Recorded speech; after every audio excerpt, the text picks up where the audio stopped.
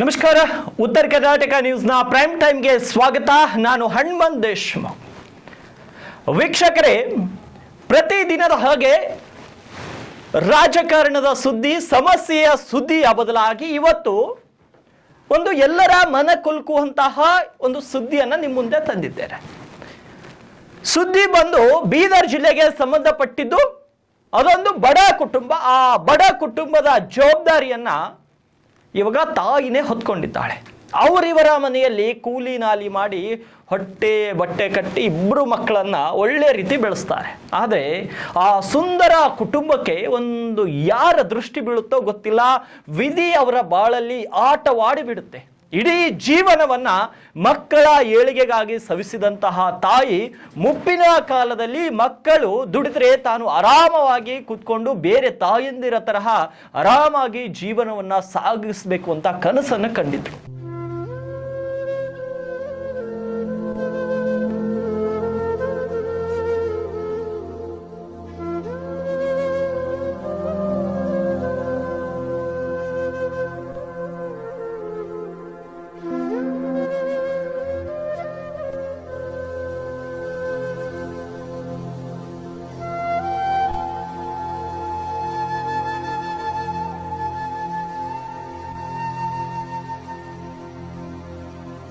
ಆದರೆ ಅವೆಲ್ಲವೂ ಕೂಡ ಹಿಂದಿಗೆ ಈಡೇರ್ತಾ ಇಲ್ಲ. ಯಾರು ಆ ತಾಯಿ ಅಂತ ನೋಡೋದಾದ್ರೆ ಗೀತಾ ಸಿಂಧೋಲ್ ಅಂತ ಆ ತಾಯಿಯ ಹೆಸರು. ಬೀದರ್ ನಗರದ ಓಲ್ಡ್ ಸಿಟಿಯ ನಿವಾಸಿ. ಅವರಿವರ ಮನೆಯಲ್ಲಿ ಕಸ ಮುಸ್ರಿ ಮಾಡಿ ತನ್ನ ಇಬ್ಬರನ್ನ ಮಕ್ಕಳನ್ನ ಉತ್ತಮ ರೀತಿಯಲ್ಲಿ ಬೆಳೆಸಿ ಶಿಕ್ಷಣವನ್ನ ಕೊಡಿಸ್ತಾಳೆ ಆ ಮಹಾನ್ ತಾಯಿ. ಇಬ್ರು ಮಕ್ಕಳು ಬೆಳೆದು ದೊಡ್ಡವರಾದ್ಮೇಲೆ ಒಳ್ಳೆ ಕೆಲಸದಲ್ಲಿಯೂ ಸಹ ಇದ್ರು. ಹೀಗೆ ಇಬ್ರು ಮಕ್ಕಳು ಒಳ್ಳೆ ಕೆಲಸ ಮಾಡ್ತಾ ತನ್ನ ಇಡೀ ಜೀವನವನ್ನ ಕಷ್ಟದಲ್ಲಿಯೇ ಸಾಗಿಸಿದ ತಾಯಿಯನ್ನ ಚೆನ್ನಾಗಿ ನೋಡ್ಕೊಳ್ತಾ ಇದ್ರು. ಆದ್ರೆ ಕೆಲ ವರ್ಷದ ಹಿಂದೆ ಅದು ಯಾರ ದೃಷ್ಟಿ ತಗಲಿತ್ತೋ ಗೊತ್ತಿಲ್ಲ, ಚಿಕ್ಕ ಮಗನಿಗೆ ಸ್ಪೈನಲ್ ಇಂಜುರಿ ಆಗುತ್ತೆ. ಆಗ ಹಿರಿಯ ಮಗ ಅವರಿವರ ಬಳಿ ಸಹಾಯ ಮಾಡಿ ಅಲ್ಪ ಸ್ವಲ್ಪ ಸಾಲ ಮಾಡಿ ತನ್ನ ತಮ್ಮನಿಗೆ ಚಿಕಿತ್ಸೆಯನ್ನು ಕೊಡಿಸ್ತಾನೆ. ಆದರೆ ಆ ಚಿಕಿತ್ಸೆ ಸರಿಯಾಗಿ ಆಗದೆ ಕೆಲವು ತಿಂಗಳುಗಳಲ್ಲಿ ಕಿರಿಯ ಮಗ ಮತ್ತೆ ಹಾಸಿಗೆಯನ್ನ ಹಿಡಿತಾನೆ. ಇದಾದ ಕೆಲವೇ ತಿಂಗಳುಗಳಲ್ಲಿ ಆ ತಾಯಿ ತನ್ನ ಹಿರಿಯ ಮಗನನ್ನ ಕಳೆದುಕೊಳ್ತಾಳೆ. ಇದು ನಿಜಕ್ಕೂ ಒಂದು ಸಿನಿಮಾ ಸ್ಟೋರಿಗೂ ಕಡಿಮೆ ಅಲ್ಲ. ಆದರೆ ಈ ಒಂದು ಕತೆ ಬೀದರ್ ಜಿಲ್ಲೆಯ ಗೀತಾ ಸಿಂಧೋಲ್ ಅನ್ನೋರ ಕತೆ ಮತ್ತು ಆ ತಾಯಿಯ ಮಗನ ಕತೆ. ಒಂದ್ ಕಡೆ ಹಿರಿಯ ಮಗನನ್ನ ಕಳೆದುಕೊಂಡಂತಹ ತಾಯಿ ಒಂದ್ ಕಡೆ ಚಿಂತೆಯಲ್ಲಿದ್ರೆ, ಇನ್ನೊಂದು ಕಡೆ ಚಿಕ್ಕ ಮಗ ಹಾಸಿಗೆ ಹಿಡಿದ ಚಿಂತೆ. ಈಗ ಇದ್ದ ಒಂದೇ ಮಗನಾದರೂ ಬದುಕಿ ಬಾಳುವುದನ್ನ ನೋಡ್ಬೇಕಾದ್ರೆ ಆತನಿಗೆ ಲಕ್ಷಾಂತರ ರೂಪಾಯಿ ಖರ್ಚು ಮಾಡಿ ಶಸ್ತ್ರಚಿಕಿತ್ಸೆ ಮಾಡಿಸ್ಬೇಕು. ಮನೆ ನಡೆಸುವುದು ಕಷ್ಟವಾಗಿರುವಂತ ಈ ಸಮಯದಲ್ಲಿ ಲಕ್ಷಾಂತರ ರೂಪಾಯಿ ಎಲ್ಲಿಂದ ತರಲಿ ಅಂತ ಕಣ್ಣೀರಲ್ಲೇ ಕೈ ತೊಳೆದುಕೊಳ್ಳುತ್ತಿದ್ದಾಳೆ ಆ ತಾಯಿ. ಯಾರಾದರೂ ತನ್ನ ಮಗನ ಶಸ್ತ್ರಚಿಕಿತ್ಸೆಗಾಗಿ ಸಹಾಯ ಮಾಡಿ ಅಂತ ಬೇಡ್ಕೊಳ್ತಾ ಇದ್ದಾಳೆ ಆ ತಾಯಿ. ಆ ತಾಯಿಯ ಒಂದೊಂದು ಮಾತನ್ನ ನೋಡಿದ್ರೆ ಯಾವ ತಾಯಂದ್ರಿಗೂ ಕೂಡ ಈ ಶಿಕ್ಷೆ ಈ ಒಂದು ಸ್ಥಿತಿ ಬರಬಾರ್ದಂತ ಅನಿಸ್ತಾ ಇದೆ. ಇನ್ನು ಅನಾರೋಗ್ಯಕ್ಕೆ ತುತ್ತಾದಂತಹ ವಿಶಾಲ್ ಅನ್ನೋ ವ್ಯಕ್ತಿ ಕಳೆದ 2 ವರ್ಷಗಳಿಂದ ಹಾಸಿಗೆ ಬಿಟ್ಟು ಮೇಲೇಳಲು ಕೂಡ ಸಹಾಯವಾಗದ ಸ್ಥಿತಿಯಲ್ಲಿದ್ದಾನೆ. ದಿನ ಕಳೀತಿದ್ದಾನೆ. ತನ್ನ ಅಣ್ಣನಿದ್ರೆ ಏನಾದ್ರೂ ಮಾಡಿ ಚಿಕಿತ್ಸೆ ಕೊಡಿಸುತ್ತಿದ್ದ. ತನ್ನ ತಾಯಿ ದುಡಿದ ಅನ್ನದಲ್ಲಿ ಮನೆ ನಡೆಸುವುದೇ ಕಷ್ಟವಾಗಿರುವಾಗ ಚಿಕಿತ್ಸೆ ಎಲ್ಲಿಂದ ಕೊಡಿಸಲು ಸಾಧ್ಯ ಹೇಳಿ? ರಾಜ್ಯದ ಜನತೆ ನನ್ನ ಶಸ್ತ್ರಚಿಕಿತ್ಸೆಗೆ ಸಹಾಯ ಮಾಡುವ ಮೂಲಕ ಪುಣ್ಯ ಕಟ್ಟಿಕೊಳ್ಳಿ ಅಂತ ವಿಶಾಲ್ ತಮ್ಮ ಅಳಲನ್ನ ಇವತ್ತು ನಮ್ಮ ಮಾಧ್ಯಮದ ಪ್ರತಿನಿಧಿ ದೇವರಾಜ್ ಅವರ ಮನೆಗೆ ಭೇಟಿ ಕೊಟ್ಟಂತಹ ಸಂದರ್ಭದಲ್ಲಿ ತಮ್ಮ ಅಳಲನ್ನು ತೋಡ್ಕೊಳ್ತಾರೆ. ಸೊ ಅವರ ಏನು ಹೇಳಿದ್ದಾರೆ ವಿಶಾಲ್ ಮತ್ತು ಅವರ ತಾಯಿ, ಅವರ ನೋವೇನು, ಅವರ ಅಳಲೇನು ಒಂದ್ಸಲ ನಮ್ಮ ಎಡಿಟರ್ ಪ್ಲೇ ಮಾಡ್ತಾರೆ. ಒಂದ್ಸಲ ಕ್ವಿಕ್ ಆಗಿ ನೋಡ್ಕೊಂಡು ಬನ್ನಿ. ಹೆಸರು ವಿಶಾಲ್, ಇಲ್ಲಿ ಓಲ್ಡ್ ಸಿಟಿಯಾಗಿರ್ತೀನಿ, ಬೀದರು. ನನಗೆ ಸ್ಪೈನಲ್ ಇಂಜುರಿ ಆಗಿದೆ. C4, C5, C6 ಇಂಜುರಿ ಆಗಿ ಬೆಡ್ ಮೇಲೆ ಇದ್ದೀನಿ. ಇದು ನೀರಿನಾಗ ಬಿದ್ದಾಗಿದೆ ರೀ. ಅದು ಹತ್ತೆ ಥೋಡೆ ಹಚ್ಚಿ ಆಗೋತ ಬಂದೆ. 2019 ಪೂರಾ ಹಚ್ಚಿ ಆಗ್ಯದ ಲಾಕ್ಡೌನ್ದಾಗ. 2022 ಆಪ್ರೇಷನ್ ಮಾಡ್ಕೊಂಡೇನಿ.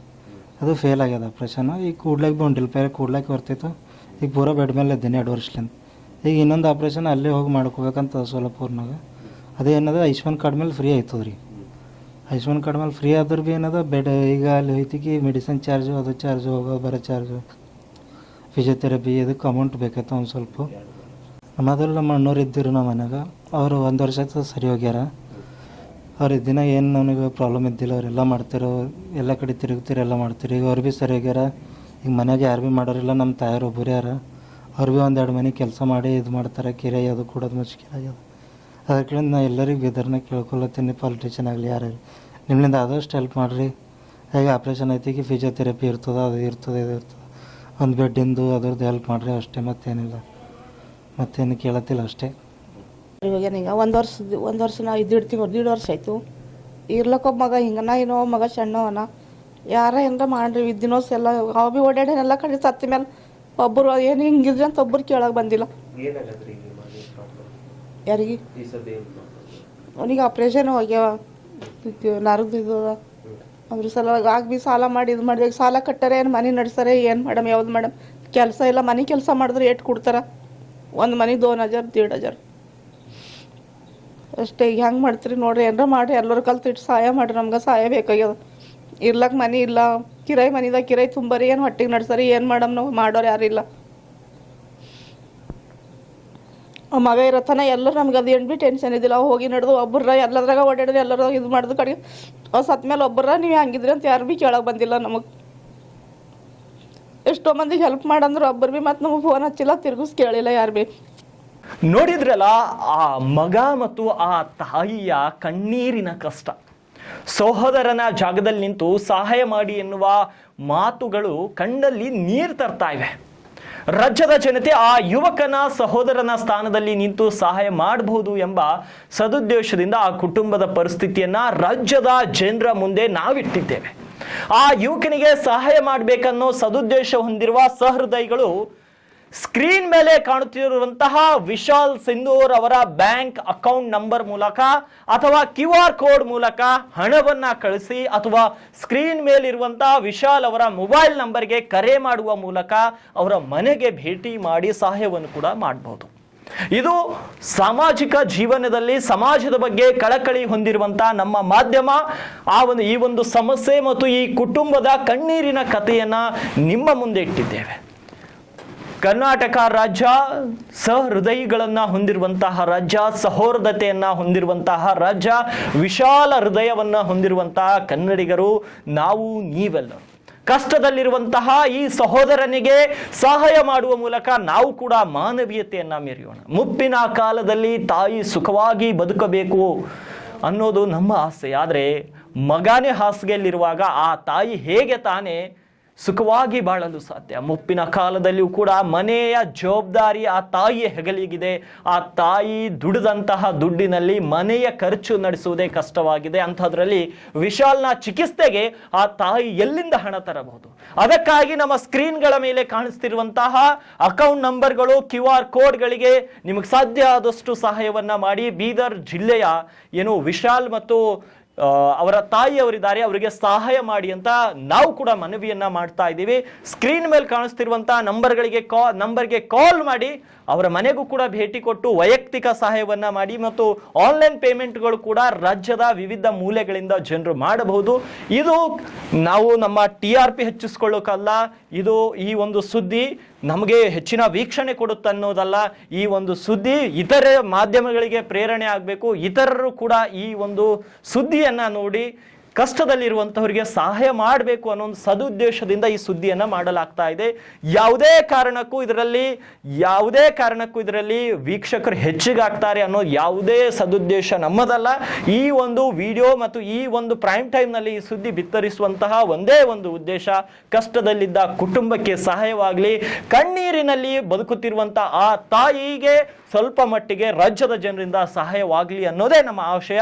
ಕೊನೆ ತನಕ ಇವತ್ತಿನ ಈ ಸುದ್ದಿಯಲ್ಲಿ ಎಲ್ಲಿಯೂ ಕೂಡ ಈ ಒಂದು ಸುದ್ದಿಗೆ ಸಂಬಂಧಪಟ್ಟ ಸ್ಲಗ್ಸ್ ಬರಲ್ಲ. ಸಹಾಯ ಕೋರುವಂತಹ ಬ್ಯಾಂಕ್ ಅಕೌಂಟ್ ನಂಬರ್ ಬರುತ್ತೆ ಮತ್ತು QR ಕೋಡ್ ಬರುತ್ತೆ, ಅವರ UPI ನಂಬರ್ ಬರುತ್ತೆ. ಇವುಗಳಿಗೆ ಸಾಧ್ಯವಾದಷ್ಟು ರಾಜ್ಯದ ಜನರು ಸಹಾಯ ಮಾಡ್ತಾರೆ ಅನ್ನೋ ಒಂದು ಭರವಸೆ ನನಗಿದೆ. ಮತ್ತೆ ಮುಂದಿನ ದಿನಗಳಲ್ಲಿ ನಮ್ಮ ಮಾಧ್ಯಮ ಕೂಡ ಅವರ ಬೆನ್ನೆಲುಬಾಗಿ ನಿಲ್ಲುತ್ತೆ. ನಮ್ಮ ಸಂಸ್ಥೆಯ ಸಂಪಾದಕರ ಜೊತೆ ಹೆಚ್ಚಿನ ಮಾತುಕತೆಯನ್ನು ನಡೆಸಿ ನಾವು ಕೂಡ ಸಹಾಯ ಮಾಡುವಂತಹ ಕೆಲಸಕ್ಕೆ ಮುಂದಾಗ್ತೀವಿ.